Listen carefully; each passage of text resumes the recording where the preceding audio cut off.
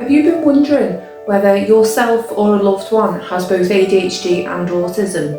Today we're going to be talking about the similarities and differences between ADHD and autism traits and how you might be able to find out if you have both. Keep watching.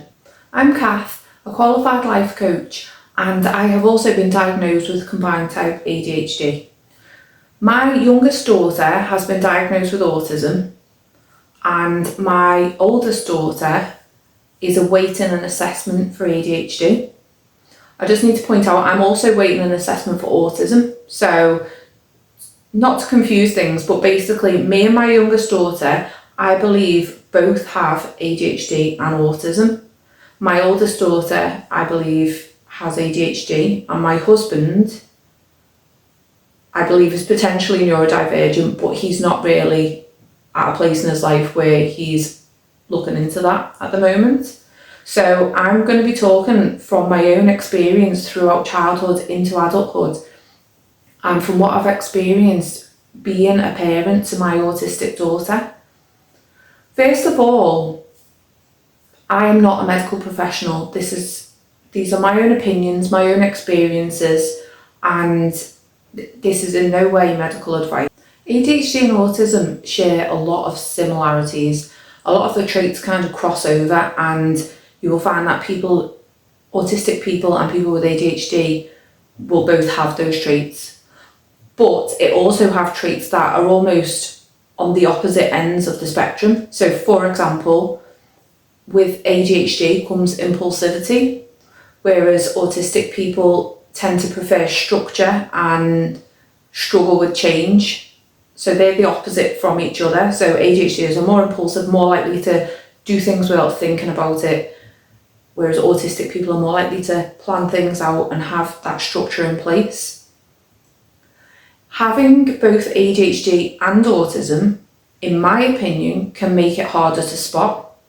So if you think about those contradicting factors, the traits that contradict each other, a person who has both ADHD and autism are going to have some autistic traits and some ADHD traits. So to the outside world or to the person themselves, it might be far less obvious that they are neurodivergent because the traits almost contradict each other or balance each other out.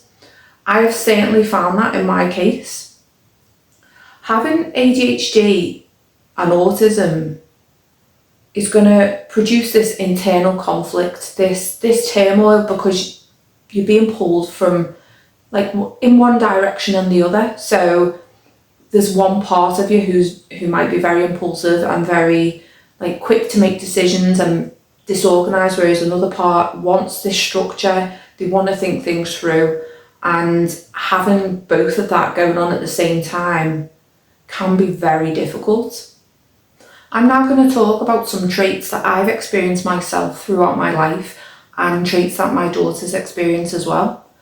And I will be commenting on whether I think that trait is an autistic trait, an ADHD trait, or it applies to both. So trait number one is being very empathic and having a strong sense of justice. From a very young age, I'm talking like around the age of 3 and 4, I have felt things very deeply, more so than adults around me and more so than other children of my age, to the point where I would think about things. If I'd heard about something in the news, for example, I would think about it for a long time in my room, even for weeks sometimes. I would take on that pain as though it was my own. And also having a strong sense of justice kind of comes into this. Wanting to make the world a better place, looking out for the underdog, wanting to make things fair and equal. And I believe that this trait applies to both ADHD and autism. From the things I've read about over the years and from my own experience with myself and with my daughters, my daughter, who I believe just has ADHD, also experiences a strong sense of justice and deep empathy. And me and my youngest daughter, who I believe both have ADHD and autism, experience it too. So trait number 2 is collecting things, and sometimes more unusual things. When I was young, I used to collect dead moths, and it sounds a bit morbid. I never killed the moths. I would never do that. I love all animals and I would never intentionally kill anything. But I used to find dead moths and I would collect them in a tub. I had so many of them. It was like a moth graveyard in there. That's one thing I used to collect. I used to collect seals, anything related to seals, whether it be cuddly toys, ornaments, so many things. And I wouldn't play with these things. I would just either display them or put them away. Another thing I collected was the old style trolls, not the ones nowadays, but the ones like the really cute ones from years ago. I had hundreds of them, and I didn't play with them. I just displayed them. And then another weird one as I got older was I would collect. If you're in the UK or Ireland, you might remember the Body Shop, and instead of bath bombs, there were bath beads which were like filled with like an oil that dissolved when you got into the bath. I collected them, but I didn't really have baths. I had showers. So I had so many of them. I would buy them, I would ask for them as gifts, and along with other toiletries, especially ones from the Body Shop, and I didn't use them. I put them away on a shelf in my wardrobe. I didn't even look at them. I just had them in there, and I would get more of them and not use them. So collecting things, I would say, from what I can understand and what I've read, is an autistic trait. The third trait is sensory seeking behaviour, but more thrill seeking, like fast sensory seeking. So an example of this is when I was little, when you used to get reading books home from school that you had to do your reading, I found it really boring. So I would read my book and bounce my head off the back of the couch at the same time really fast to make it feel fun, because it gave me like a fun feeling in my tummy, and it kind of felt like I was on a fairground ride. So that is the only way I could do it. It was kind of like making something boring feel fun and exciting. And also fairground. I absolutely love fairground, and I have for my whole life. Really fast. I love going fast. I love spinning.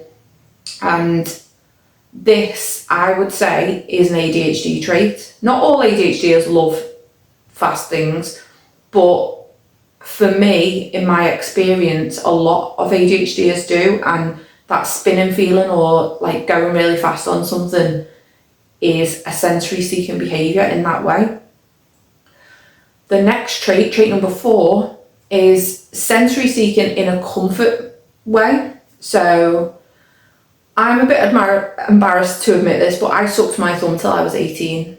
And while I sucked my thumb, I remember years ago when I was young, my nan gave me one of her hankies. It was clean and it was really soft, and I used to suck my thumb and cuddle the hanky at the same time. And that is how, I now know, that is how I regulated myself. So I didn't do it in public, I did it at home, and I didn't do it in school, but when I got home from school, I would start sucking my thumb, and it was almost a way of like regulating my nervous system. So over the years, when I was 18, I had to force myself to quit sucking my thumb, because I thought, I can't be an adult who sucks the thumb. So it was really difficult, and I had to quit. I quit doing it, and it was difficult, but I still carried on cuddling the hankies that my nan had given me over the years until they disintegrated. And now, even now as an adult, I'm 40 years old, and I have what I call a cuddle top. It's a top I bought to wear a long time ago, years ago, and I wore it once and thought, wow, this is so soft, I need to cuddle it. And I've had it since, and it's like all the sleeves are shredded on it. I do wash it, obviously, but I cuddle it in bed at night, and it makes me feel comforted. And it's quite weird, like, I feel like I need it. My youngest daughter, who's diagnosed with autism, also, when she was young, sucked her thumb. And I do believe that this comfort century seeking behaviour is more of an autistic trait. The next one on my list I've got is inventing things and creating things. The things I made when I was young and the ideas I had, like I tried to dig a swimming pool there was a field at the front of our house. I tried to dig a swimming pool with a spoon, and I was going to fill it with water, make a cardboard boat and live in it. That was in my head. I did try and do it. It obviously didn't work out, and I don't think the boat would have lasted very long.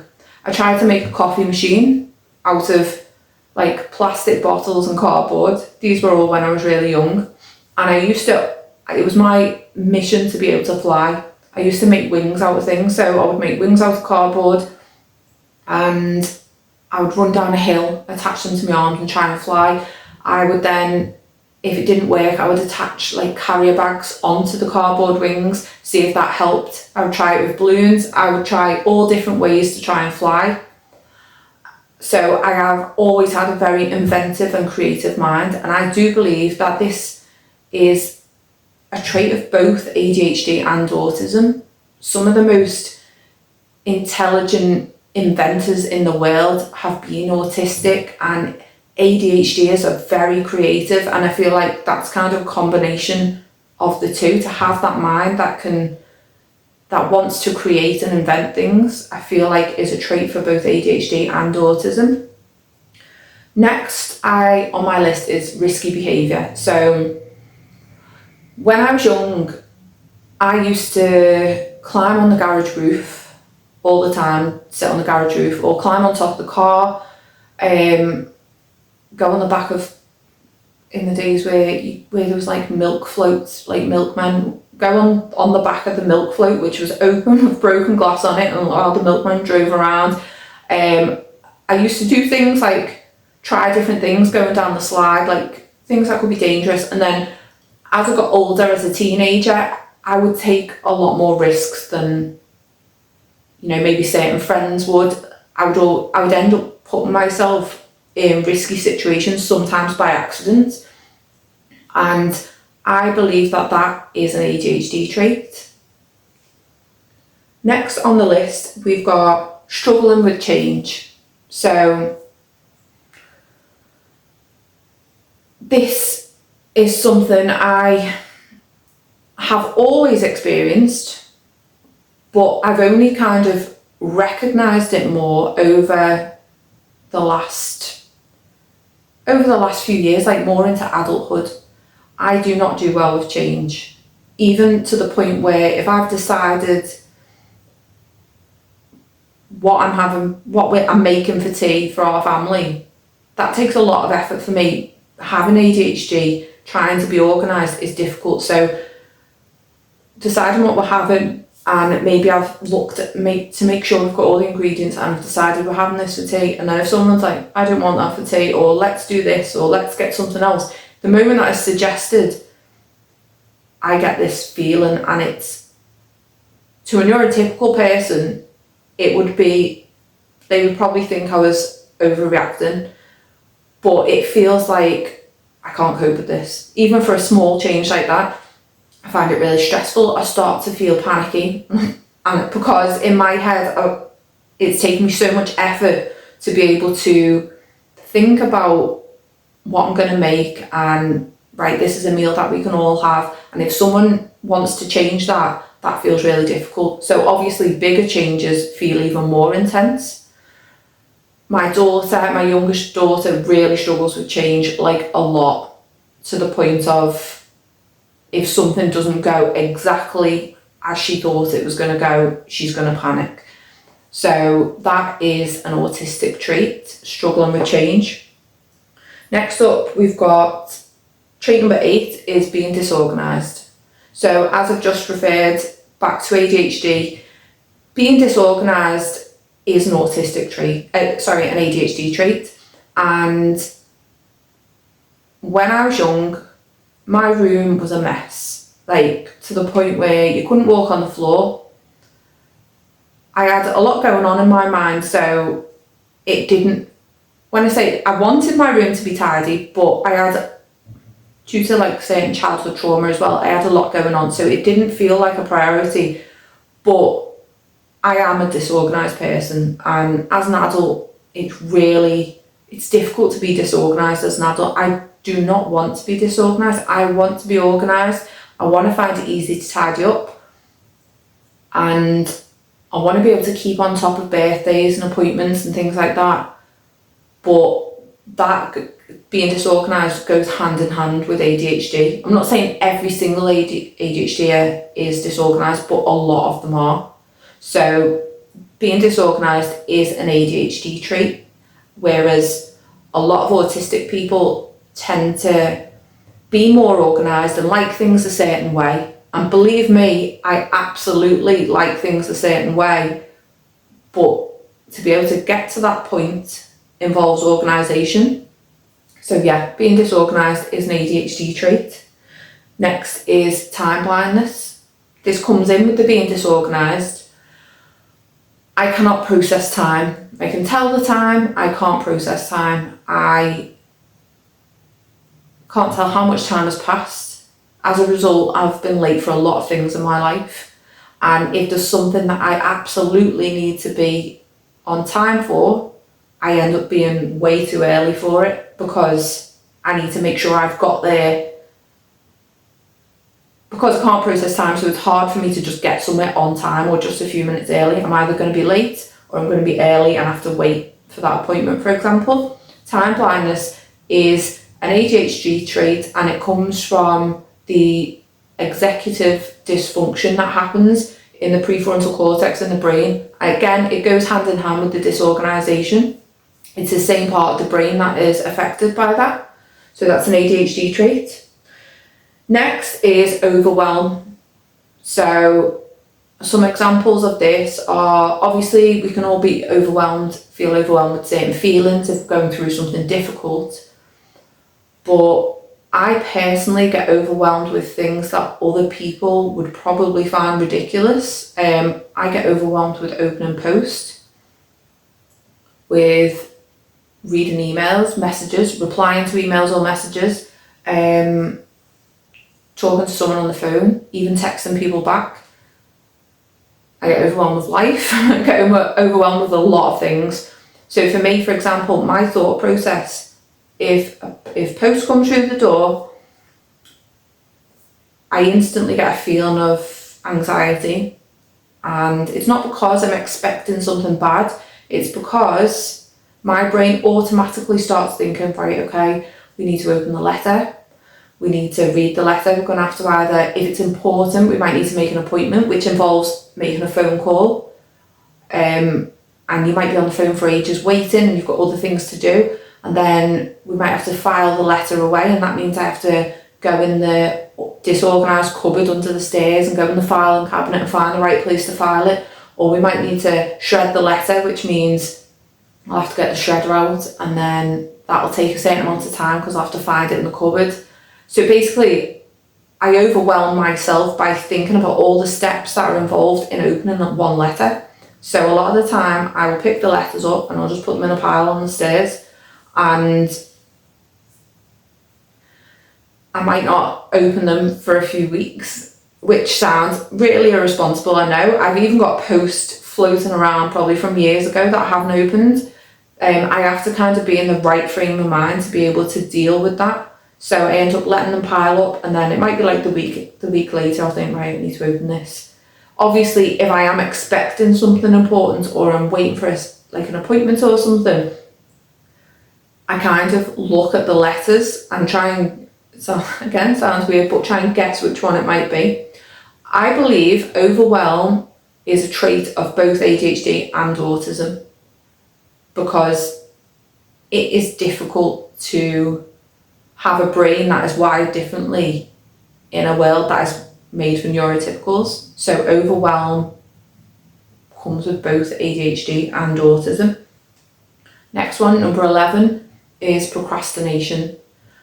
And that is something I do every single day, and it stresses me out. I don't want to do it, but sometimes I just get stuck procrastinating. I know what I need to do, but if it feels like it's going to be overwhelming, then I'll procrastinate. And I might even procrastinate by doing something else that needs doing that feels slightly easier than the thing that I need to do.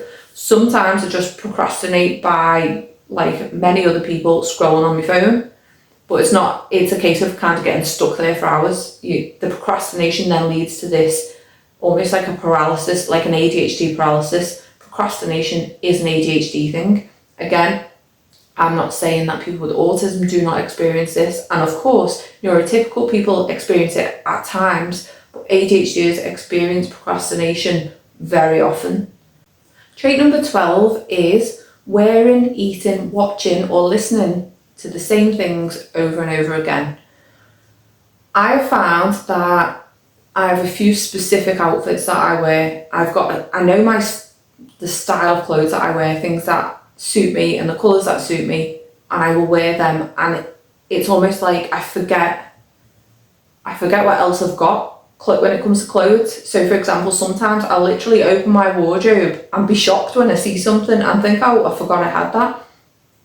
So I often wear the same pair of shoes every day. I do have obviously other shoes for other occasions, but I generally tend to go with the exact same pair of shoes. And then when I'm buying new shoes, I'll buy the same version of those shoes, and then I'll downgrade my, it's Nike Air Force Ones that I wear every day, and I'll downgrade my old ones to dog walking trainers. When I find a song I like, I will listen to it constantly until I'm sick of it, because I love it so much and it feels so good to listen to it. I'll listen to it till I'm sick of it. We often in our house have the same programs on repeat in the background, Friends, for example, and it feels comforting. And when it comes to food, I am currently in a kind of a phase of these natural healthy protein shakes that I make every morning, and I love them so much, and I feel addicted to them and I cannot stop. So we often eat the same things over and over because it's also easier than having to make the decision on what to eat. So this trait of it is almost like a comfort seeking behaviour, and I believe it comes from both ADHD and autism, because we often feel, again going back to the overwhelm, both ADHDers and autistic people often feel overwhelmed with things. When you have some level of sameness in your life, it makes you feel comfortable, it makes you feel safe. And I believe that this kind of repetitive behaviour it's like comfort seeking, and I believe it is both an ADHD and autism trait. Next, number 13 is meltdowns, and this can look different in different people. I don't experience a meltdown in the way that my daughter would, for example, my younger daughter. I experience times when something happens, whether it be something emotional that happens on top of things, when I'm completely overwhelmed, and then something else happens and I go into this, I start panicking, and for me a meltdown ends up becoming a panic attack. So it's not like a meltdown in a way that I'm like kicking and screaming on the floor, anything like that. It's just this sense of I can't cope with what's going on. Everything feels so overwhelming, and it's like my system is just completely dysregulated, and it ends up becoming a panic attack. I am at the point in my life where I can stop a panic attack before it starts. Sometimes you can't, obviously, when you're in the moment, sometimes you can't, but so for me, that is what a meltdown feels like. For my daughter, who is obviously a child, she's younger, over the years, the meltdowns for her are when she's feeling completely overwhelmed. It usually comes from fear with my daughter. It's usually a place of she's been worrying about something. Maybe she's been worrying about something for weeks that she's spoken to me about, and we've tried to talk to her about it and stuff. It might be something that she's really worried about, that even though we've spoken about it and it feels like it's helped her, she still continues to worry. So if that happens and she's worried and then something else happens, like say she feels misunderstood by someone, like usually this will happen in our house. So she's been worrying and say my oldest daughter is tired and is a bit snappy with her. She will feel like, my sister doesn't understand that I've been worrying about this and she doesn't care about me because of the way she's just spoken to me. And then it'll kind of spiral, and depending on how then my oldest daughter reacts to that will depend on how much of a meltdown she goes into. I'm not putting it on my oldest daughter. It happens with me, happens with my husband, it happens in other situations as well. But it's almost about how we react to the situation. So say for example, with my daughter, it goes from fear to anger, because most anger comes from fear anyway. Fear to anger to sadness, and then she will apologise. So when she's in that cycle, whatever you say to her, there's absolutely no point in shouting at her. There's no point in that. There's no point trying to punish her. She doesn't want to be in that cycle. She's literally scared. She's scared and she's trying to feel regulated and she's trying to feel safe. So it'll be worry, then it'll be anger. She'll be angry for a certain amount of time. There's no point trying to speak to her in that moment. We just say, listen, we're just going to give you a minute. Then she'll feel sad. And when she's feeling sad, we can start to talk to her about it, ask her how she's feeling and things like that. Then she'll like come down from that. She'll feel a lot calmer. And then usually off her own back, she'll say, I'm sorry for what I said, when she was angry, for example. I'm sorry for what I said. And it's like a cycle, and I've noticed it over the years, I've noticed it's like a pattern, and it happens the same every time. So it can be prevented. Like I can often prevent it because of my counselling training and my life coaching experience and things like that, and all the study I've done over the last 10 years. I know how to speak to people, I know how to help people feel calmer, and quite often it works with my daughter. Quite often I can kind of bring her out of it before it gets too intense, but not always. And if it's, say for example, my husband or my daughter, they don't have the same patience as me. And believe me, my patience, I've developed this over time. I'm not a naturally patient person. So they don't have the same patience, and as a result of that, sometimes it may end up spiraling because of the way they word things or things they say. So this, I would say, I may be wrong about this, but I would say this is an autistic trait. I've never noticed that in my older daughter who is awaiting her ADHD assessment. I've never noticed that. I have noticed it in other autistic people that I know. So I would say it's an autistic trait. I may be wrong. But now we're going on to trait number 14, which is a shutdown. So sometimes I get so overwhelmed in a situation where it might be something I'm coping with, or like something where I'm feeling out of my comfort zone and I'm doing okay with it. And then it gets to a point where it's too much. There's too many sounds, there's too many things going on, too many lights, too many people speaking. And then it's like my system just starts to shut down, and I'll feel like, the only way to describe it is I feel like it's like I'm there but I'm not there. So it's like I'm spaced out, basically. It's like I'm spaced out and I think I just want to go. I just need to get out of this situation. And when I'm feeling like that, in that shutdown mode, I don't want to speak to anyone in that moment. It's like I haven't it's not like I've not physically got the energy, I just haven't got the energy to speak to someone. I just want to be on my own, I want to be in a quiet room on my own, and that's it. I believe both ADHDers and autistic people experience shutdowns because, again, going back to that overwhelm, if you become too overwhelmed by something, the body is trying to help itself, the mind and body are trying to protect you, so they will put you in that shutdown mode. So number 15, impulsivity, and we kind of briefly discussed this earlier, but impulsivity is usually an ADHD trait. ADHDers are known for being impulsive, just making decisions quickly, not planning things out, buying things almost recklessly sometimes,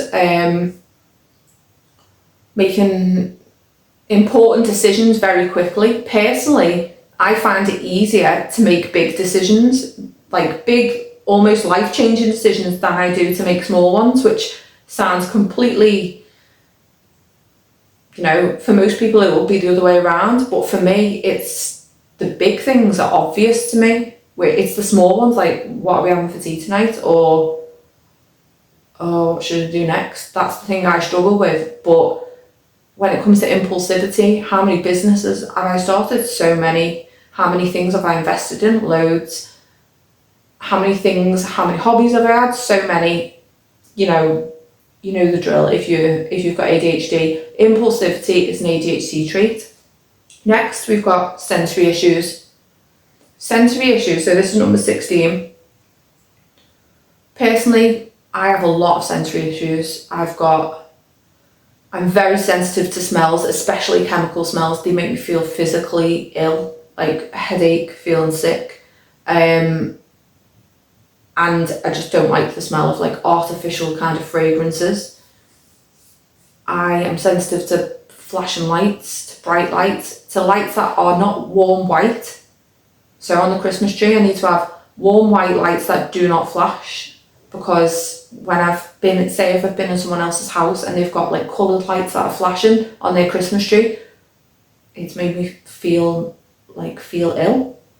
I'm sensitive to fabrics, to labels in clothes. I cut my labels on my clothes. Same with my daughter, she does as well. I like the feel of really soft feeling things. I like to feel comfortable in what I wear. Food-wise, I do have some sensory kind of issues with food. Not too many. I'm vegan anyway for the animals. So anything, when in the past when I've been vegetarian, I had a lot of sensory issues with eggs. Anything that was like animal product related, there was the potential that there were some days I could eat it, like some days I could eat eggs, other times I'd be like, oh, no, I can't do it. So now my main sensory things are with bananas and avocados. I love avocados and I eat them, but sometimes like you get the stringy bits in them and I don't like that. It makes me feel uncomfortable. Same with bananas. I like the taste of bananas, but I don't like the texture. But most other plant-based foods I'll happily eat. My daughter has a lot of sensory issues with food. Some days, like I remember once, she was eating peas all the time. She loved peas. And then the next day she decided she didn't like them. She didn't like the way they felt in her mouth and she couldn't eat them anymore. We've had the same with a few other foods. So, yeah, sensory issues, sounds as well. If there are too many people talking at once, my brain is like, I can't cope with that. Especially if they're trying to talk to you, that's even worse. But just in being in a room where a lot of conversations are going on, that's difficult. Having the telly on in the background and someone's talking and then someone else is watching a video on the phone, that just makes me want to leave the room. Like loud sounds, like siren type sounds, and sudden sounds as well, like make me jump on my skin. But things like that, I do have a lot of sensory issues, and so both my daughters have sensory issues. My daughter, who is autistic, and I possibly believe is ADHD as well, has more sensory issues than my daughter, who is potentially just has ADHD. So I believe the sensory issues is both. Well, I know it is, because I know people with ADHD, I know people with autism, and they all have sensory issues. Again, neurotypical people can have some sensory issues, but it tends to be how much it affects a person's life and how often they experience it. Next on the list is number 17, which is oversharing. I don't know about you, but there'll be times when I start talking to a stranger for whatever reason, and then I'll end up telling them my life story, and I'll come away and I'll think, oh, I'll have this feeling inside and it feels uncomfortable, and I think I've just said too much, just said too many things, and I feel uncomfortable. Or even people I know, and I'll say too much and they're like, oh, stop. And it's almost like I can hear myself saying too much and my brain's going, stop talking, but it just keeps coming out. So oversharing, I believe, is both an ADHD and autism trait. Possibly the difference is that depending on a person's experience with, their own experience with ADHD or autism, it might be that some autistic people maybe do not recognise that they've overshared. Again, maybe some ADHD people don't recognise they've overshared, but from my understanding and from people I've spoken to who've had ADHD and autism, it seems to me that most people with ADHD recognise that they've overshared, whereas people with autism maybe don't always recognise it. And this is absolutely, if I'm wrong about this, please comment below. I'm certainly not speaking on behalf of everyone, but this is my personal experience of potentially having both ADHD and autism. Speaking to my daughter who's got autism and potentially ADHD, and from speaking to other family members who are autistic and other friends who are autistic and ADHD. So oversharing, I believe, is both. So number 18 is knowing how people are feeling, being able to predict a storyline. For example, like knowing what's coming next in a film, or knowing what someone's going to say in a conversation next. And I believe that is both ADHD and autism, as we have good pattern recognition skills, and it's not like we're actively trying to predict what's coming next. It just seems obvious. We're used to looking, like focusing on the finer details and things, and being able to pick things out that other people might not notice. So as a result, this allows us to recognise patterns in people's speech and people's behaviour. Number 19 is wanting people to mean what they say and say what they mean. So I find it really stressful when people exaggerate, and when people brag about things or exaggerate or make something sound more dramatic than it is. I like people to mean what they say and say what they mean. And for me personally, I know my daughter's exactly the same with that. It comes with like a sense of honesty, to the point where, say for example, I remember one time I was blaming my husband for losing a key, one of our house keys. I was like, you must have lost it, you're the last one who had it. And for ages he was like, no, I can't find it, I haven't lost it. And I was like, well, I've not lost it. And anyway, he went to work, and later that day I found that key in my bag, so it was me who'd lost it. And there was part of me that knew I could get away with that if I wanted. Not that it's the biggest deal ever, but I could get away with that. But straight away, the honesty in me was like, I rang him straight away and I was like, I'm really sorry, it was me, I had the key, I found it in my bag. It's like, it gives that ability to, it makes you feel truthful, it makes you not be able to lie. And not that I want to lie anyway, but it's harder to lie. You want people to mean what they say what they mean, and be truthful and be honest. And I personally think that is an autism trait. Not saying that ADHDers don't feel that way as well, but I feel like it's kind of more of a strong consistent autism trait. So number 20 is being an amazing researcher and finding out almost like being like a super detective about something that you're interested in. So if something interests me, I will start researching it straight away. I'll listen to videos. I'll watch videos about it, listen to podcasts. I will search the internet for it. I'll read books about it. I'll read reviews about it. And I'll keep going. I'll tell everyone about it. Most people aren't interested because it's something random like circadian rhythm or something else, that people find weird. And I will learn everything I can learn about that, and I will tell everyone I can tell about that. I'll try and get it into conversations when it's not really relevant, just so I can talk about it. So yeah, that I believe it's both, possibly more of an autistic thing, but ADHDers are also amazing researchers. So I believe it's both ADHD and autism trait. So if you're looking for a detective, then go for a neurodivergent detective. So next, number 21 is social issues, like for example, eye contact, being in social situations. I taught myself how to give eye contact when I was a younger teenager, because I was so shy and awkward and I hated it and I felt so uncomfortable that I knew I needed to do something about it. So I would watch other people, see what they did and how do they manage to fit in, how do they feel comfortable. And I noticed that people gave eye contact, which I really struggled with. So I taught myself how to give eye contact. I tried to kind of push myself out of my comfort zone in situations, so I'd maybe try and speak up a little bit more. But even still to this day, although I can give eye contact, I'm consciously thinking about eye contact, like how much eye contact I'm giving. Am I giving too much? Am I giving not enough?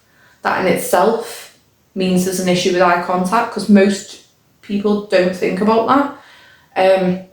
I feel awkward in most social situations. I can easily go into a shop and ask for what I need or what I want. I can do that quite confidently. But if it's just a general conversation or a social situation, I feel quite awkward. And that even applies after doing loads of work on my mindset, and I've changed a lot of things about my life, and I still do feel awkward in those situations. So that was 21 traits of either ADHD, autism, or both. And there are plenty more traits, and the reason I just wanted to focus on certain traits was so you can kind of get an idea of, if you're wondering whether you've got ADHD or autism or both, it might give you a bit more of an idea. Now, just a reminder, I've based all this on my own personal experience and those of people who I know who have either ADHD or autism, and from research and things that I've read. Your experience may be different from mine. Your family members' experience may be different from mine. But it was just to kind of give an idea as to whether you may be AUDHD, which is a combination of autism and ADHD. I believe that I am AUDHD. I know I've definitely got ADHD. I still haven't had an autism assessment. I'm waiting for that. But there's just so many things in my life that point towards autism as well. As a result of having both ADHD and autism, there is that inner turmoil, that conflict. You've got that one part of you who wants to be impulsive and just do something new, and then the other part wants safety and structure and wants to feel like, safe at home and wants to be an introvert. And this other side that is thrill seeking, and you get pulled in different directions, and that can feel really uncomfortable, and it can make you less productive and also less likely to get diagnosed. Like, I believe people who experience both ADHD and autism are more likely to get diagnosed later in life than as a child, because you've got these counteracting forces almost that can almost balance you out to seem like you're neurotypical, when in fact you're still struggling with a lot of things. To the outside world, you may come across as more neurotypical because you've got that kind of balance of risk taking and structure and things like that. But it doesn't mean the struggle is any less than someone who has autism alone or ADHD alone. So I hope this video has been valuable for you, and if it has, please like and subscribe. Thank you so much for watching.